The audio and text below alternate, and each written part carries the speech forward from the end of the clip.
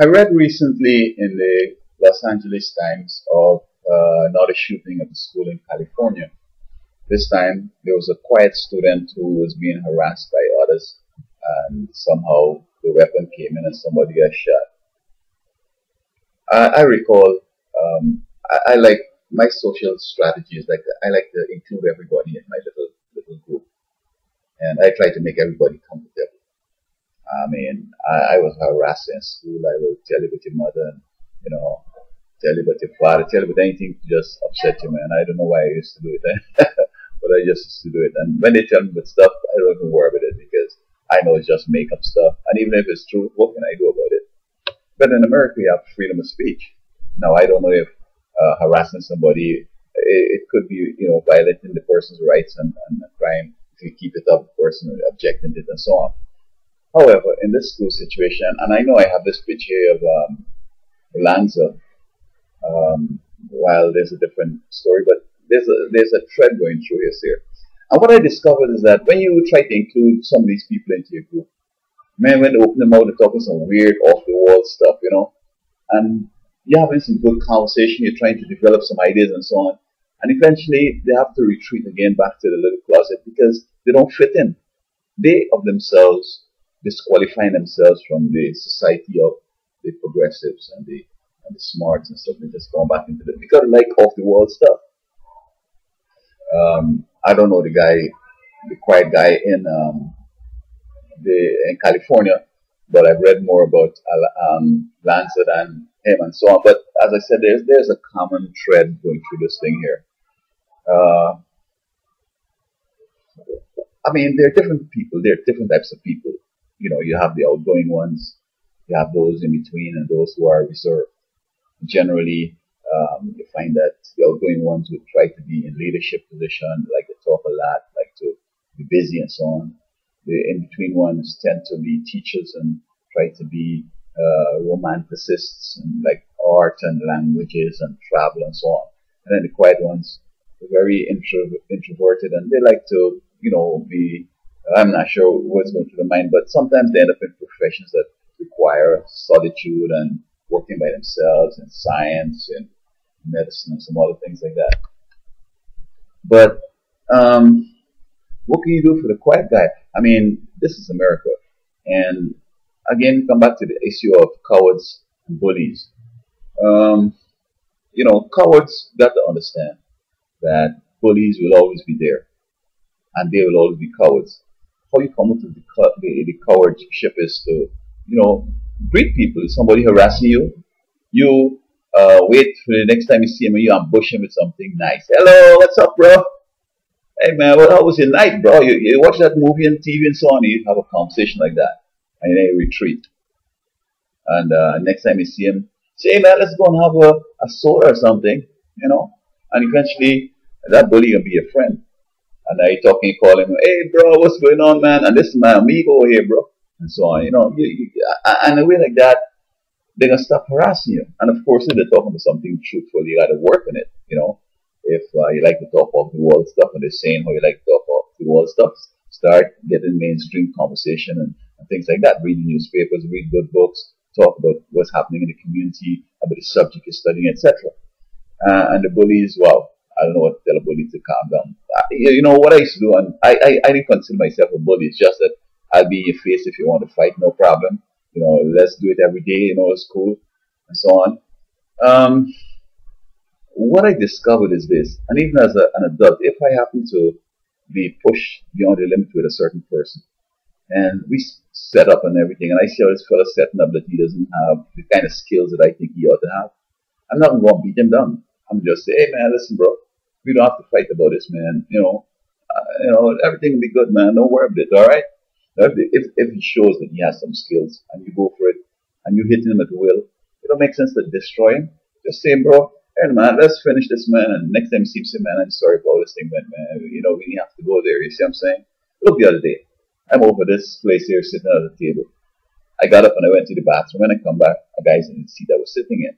So I say, I didn't touch him. I hit on the desk. I say, hey, bro. I say, this is my seat, bro.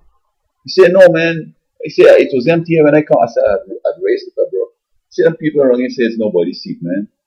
So I said, man, bro, I was sitting here, man, I just went to the restroom, man. And he keep going on. I said, tell me something. You think I'll have to move you from that seat? I'll have to remove you from that seat or something? So he get up one time, he went and back up, his walk back to the wall. Saying, so you threatening me, eh? You threaten me. I said, bro, I ain't threatening you, man. I just get it to, my seat, bro. You know what I mean? I ain't threatening you, man. See, I'm local, man. You from overseas and so on, as in Puerto Rico here. So he disappeared, and I'm worried because people shooting each other around here, and I know that you don't seem to have the skills to. I mean, I look old and I got my beard and everything, but the way I talk to him, etc., I think he understand that I'm not gonna be pushed over. So the next time I saw him, I said, "Hey, bro, man, listen, man, that day that thing happened, man. It didn't have to go like that, man. I think I should have just walked away and leave you that seat because it ain't worth nothing, man. It's not even worth fighting over that thing, and so on." I said, man, that's true, man, and everything like that. So I said, man, listen, man, we ain't gonna have that problem again. Okay, bro, I'm gonna right now. Call me back. So I want to know what you want. I thought he want a couple of bucks because I prepared to give him up to $5. So he said, man, you know what? Get some good weed around here. Well, that's something now, man. I know that there's a charge called directing traffic. You telling people to get drugs, that is illegal. You could be charged with that. I don't know who this guy is, with other people that he was with a guy who on New Year's Day last year was with me when I almost got locked up with the captain. He was laughing and he was on the bench, telling the police the other time that, oh, you can't move from here, that Jesus was homeless and all this stuff, and setting me up to think I would do. So he was talking with him. So, I mean, I don't know who he is. Maybe he's government, maybe he's federal, I don't know. But we didn't have to fight, see? So we need to teach these young people skills like that. I mean, if somebody says something you don't like, don't ignore it, don't worry with it. If they're blocking you from going wrong, you go around the other side. And the next time you see him, intercept him and, give him a present, something like you bring maybe, you find you like chocolate, you bring him a chocolate. Hey, man, I got this chocolate for you, man.